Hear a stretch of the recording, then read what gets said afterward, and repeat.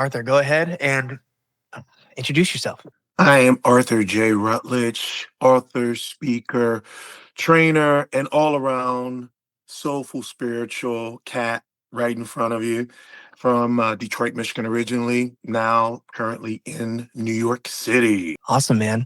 And you've got a story to tell us. Can you set the stage? Where does it start? The story is at 19, I was bestowed a business. And I say bestowed because even though I always wanted to own my own business, I never saw myself doing it at the age that it happened. And so a lot of people in my life around that time were very excited about the things that I were up to. I got into doing some modeling and I was teaching people how to walk and helping with events at that age, and also had just started college. And my pastor had this really new and fresh and energetic minister of music that were putting together a lot of different things in our church. And he saw something really unique in me and he says, listen, I know that you like to work with a lot of different people, believe in you, and I would love to work with you. But I see even more than what you see in yourself. And I think you could very well do your own business around etiquette and going to schools and talking to kids that want to know what that is. Besides the modeling and the walking and all that type of things, it's something that you bring out of people. And I wasn't really sure about what that looked like on myself. I didn't know, fast forward 7 months later, he would be leaving Detroit and pursuing his own ministry in Alabama. But he saw this thing in me and I didn't really see it myself. And I came back and I said, well, I'll pray on it. We prayed together and then I prayed on it. And then about 4 days later, I had this wind of air that came into my nostrils as I was meditating. And I I felt this nudge on my right shoulder. And I was always really fond of the little cartoon characters, the good angel and the bad angel on each side and wherever. But the good angel always was on my right hand side. And I felt this nudge, and I didn't understand what that was, but I felt really drowsy. And then I ended up just deciding to take a nap, and I went to sleep. And in that dream, I was in front of people, and I didn't know hardly any of these people, but I was speaking, and I couldn't hear my voice or anything, but I just saw some children, I saw some adults, I saw people nodding their head, and I felt really encouraged saying, this is what love is, what that looks like for me, and how I felt this connection with being in that space with those individuals that I hadn't felt before, but I felt invigorated by it. And I felt touched at the same time. And then I felt that nudge that I felt before on the right shoulder. I felt a pat, and it was enough to wake me up. And I woke up to what that is. And I felt encouraged to step into whatever that looked like. And I just recognized it when I came back to the Steve at that time. His name's Steve, master of our choir and music. And I said, I think the answer is yes. I just don't know how I will be able to afford this. And he says, I'm going to help you to start it. I and I knew the answer would be yes. And I prayed on it as well. And I will hold your hand and show you how your first business is going to look. I'm going to show you what that is.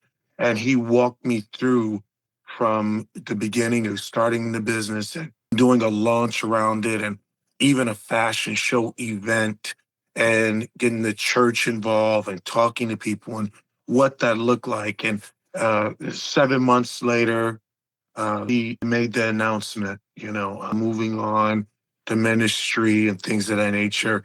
And I understood that, even though you destiny is already defined, it's just to have the faith to step into it.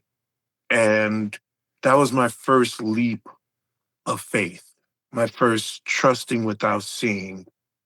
And it made the way for me to be able to keep stepping into that as I was going through a lot of the lows more than the highs in the coming in that business. But the always remember that first, God has the bigger plan.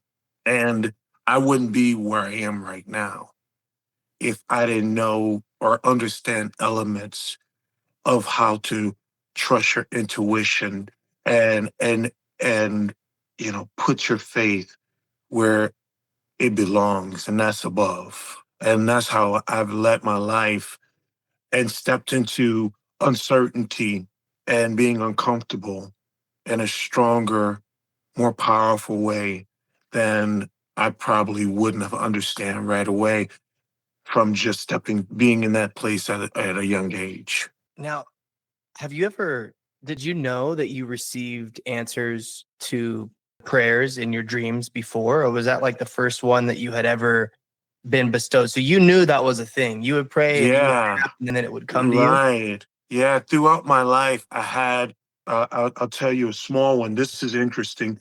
On the way to middle school, I had just started public school, about seventh grade, and I was running with kids, and we would go down our block on our way walking to school, and then we were by I-75 or in Detroit, which is the freeway that takes you from Detroit down to Atlanta and back, and but it was this this this space, this side ramp where cars would come up from the freeway onto 8 Mile, and we would always cross this way, and we had to be very careful because cars could fly around the side and the corners. So it could be, I mean, it was potentially dangerous every time. And this one particular time I remember, we used to race across when we saw cars even coming, but we always felt like we were faster than the cars, youth, right? And this particular time are the times that we did it because it could be some close calls. The closest call I ever came to death, I truly believe, that could have happened to me. When I was running across this car, basically, it was maybe just a couple feet away, but I told me to leap the rest of the way, not keep running, kind of leap, but it was quite far. And I felt something come under my arms and pick me up and bring me. And I felt the car literally like like just seconds just behind me. But I felt this spirit of sorts that kind of lifted me. I felt the lift as I was. It wasn't like I just had this super capability of what that looked like, but I recognized, I was aware that, you know, the higher power, or at that time, angel or God or whatever, had brought me across in that space and time. So thinking about how we can use these gifts and these powers in our daily life and in our businesses and in the decisions that we make as leaders, as business owners, as entrepreneurs, how can the people listening access that power? The middle school situation, it sounds like you were real lucky and you were protected in some way, or even your body had helped create that feeling of protection for you.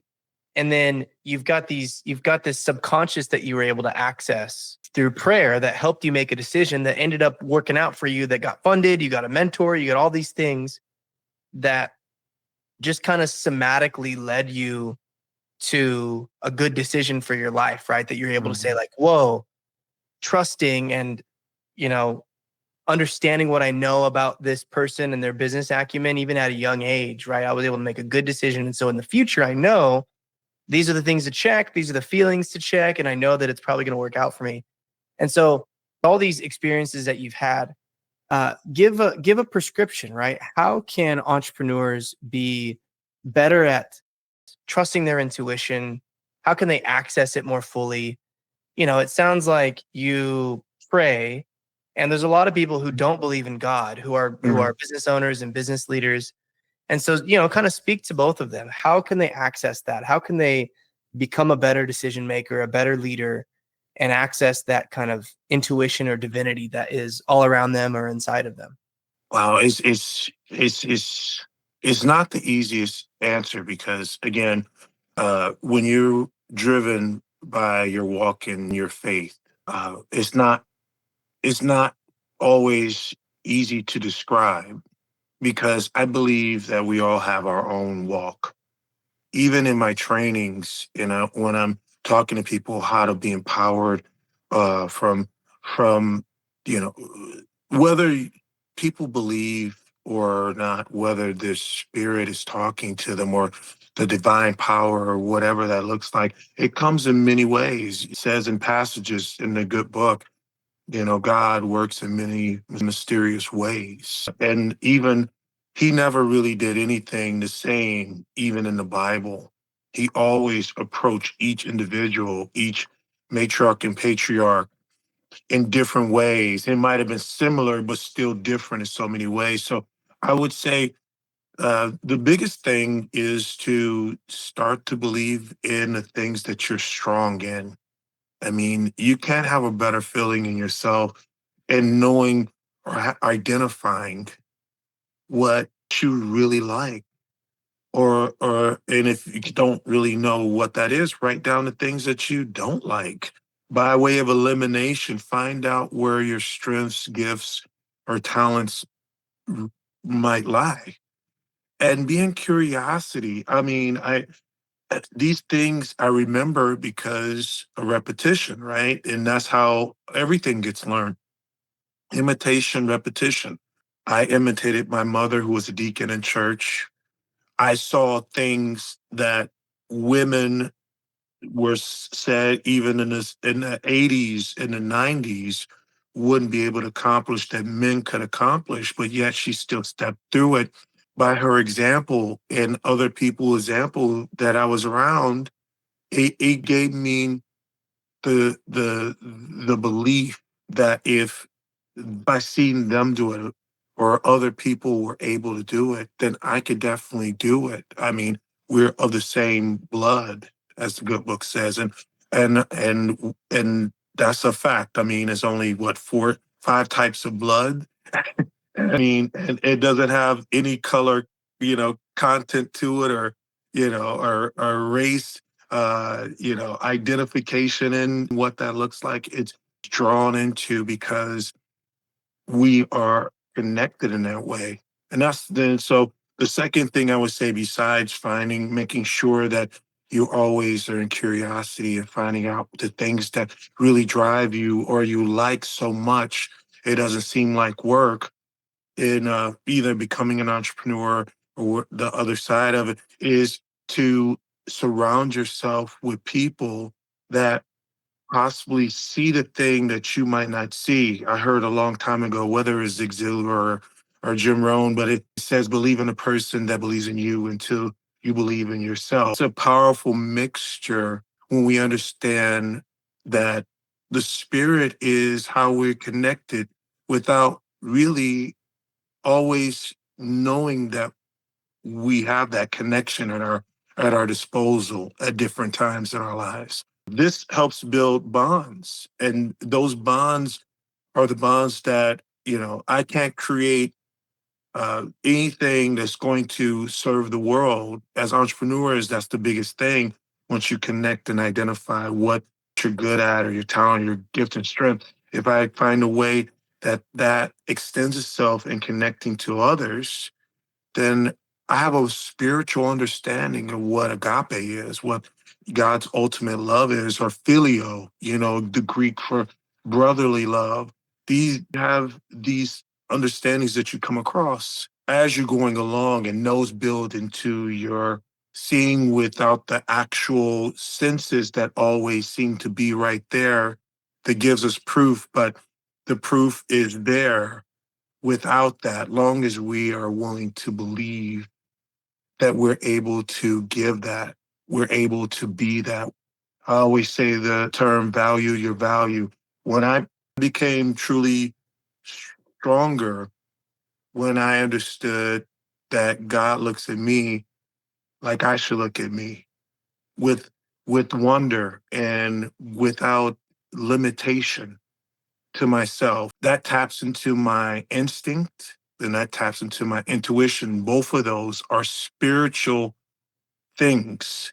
Those are not just, words that we throw around that has other things, whether we're connected to a higher being or the universe or don't believe anything at all. We can attach to the person that we are because we believe that that's something that we're drawn to, trusting that, and again, the repetition of that is golden because that consistency lends itself to making sure that we understand that we have the capacity to do whatever we put our mind to, even if it comes from the subconscious, or we have to teach that to the subconscious, and it takes it in, and then it creates new paradigms and new programming.